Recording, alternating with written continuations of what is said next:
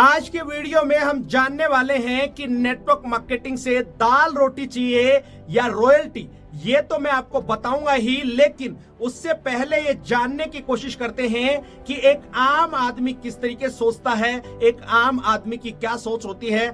ज्यादातर एक आम आदमी हमेशा ईश्वर से एक ही प्रार्थना करता है, हे ईश्वर मेरी दाल रोटी का काम चल जाए।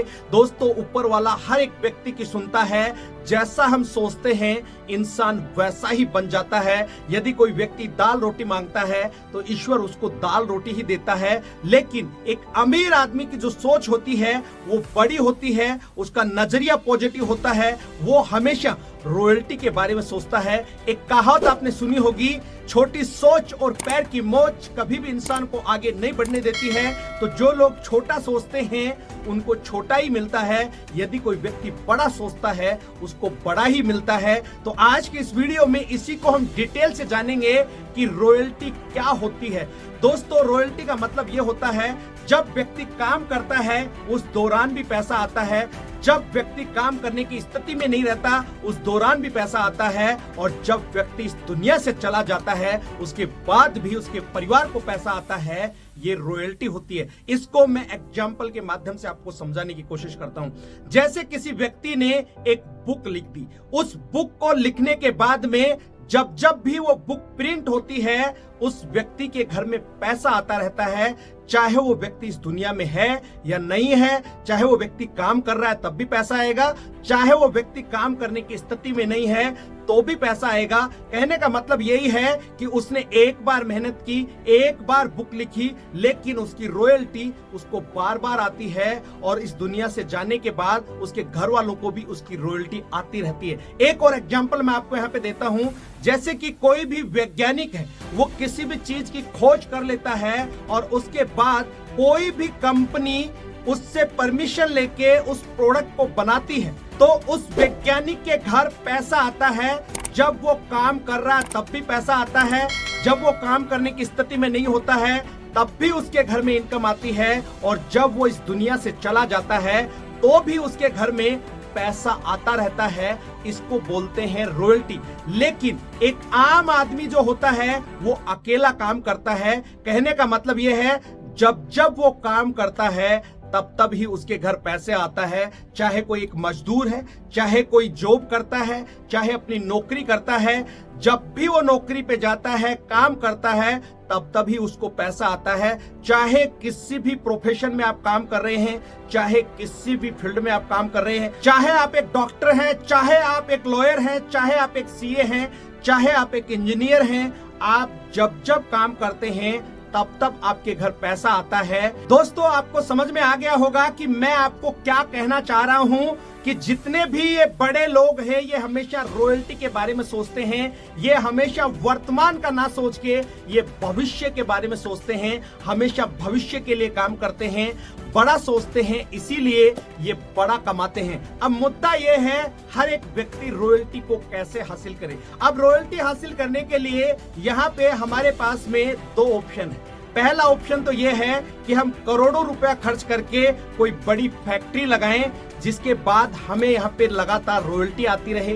दूसरा ऑप्शन हमारे पास में यह है कि करोड़ों रुपए कहीं ना कहीं इन्वेस्ट करें, उसके बदले में हमें बाद में रॉयल्टी आती रहे। लेकिन हर एक व्यक्ति से, एक आम आदमी की पहुंच से ये सब चीजें दूर है। फिर एक आम आदमी रॉयल्टी को कैसे प्राप्त कर सकता है, वो उपाय मैं आपको बताने वाला हूं।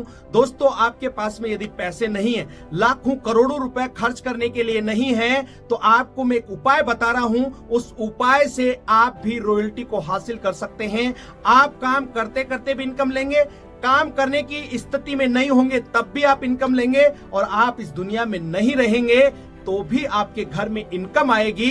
दोस्तों, यदि वास्तव में आप सीरियस हैं अपने आप के प्रति, अपने सपनों के प्रति, अपने परिवार के प्रति, तो मैं आपको बता रहा हूं, और आप वास्तव में रॉयल्टी हासिल करना चाहते हैं तो मेरे पास एक उपाय है, वो है नेटवर्क मार्केटिंग। मेरे को नहीं पता आप नेटवर्क मार्केटिंग के बारे में क्या जानते हैं, इसके बारे में आपकी क्या मानसिकता है, लेकिन मैं आपको ये कह सकता हूं, इस दुनिया का one of the best business है, one of the best platform है। दोस्तों, नेटवर्क मार्केटिंग एक आम आदमी को खास आदमी बना देती है, क्योंकि अमीर लोगों के पास अमीर बनने के बहुत सारे तरीके हैं, बहुत सारे रास्ते हैं, लेकिन एक आम आदमी के पास, एक गरीब आदमी के पास अमीर बनने का एक ही रास्ता है, वो है नेटवर्क मार्केटिंग। दोस्तों, नेटवर्क मार्केटिंग बहुत अच्छी इंडस्ट्रीज है, कम से कम भी 90 सालों से इंडस्ट्री चल रही है।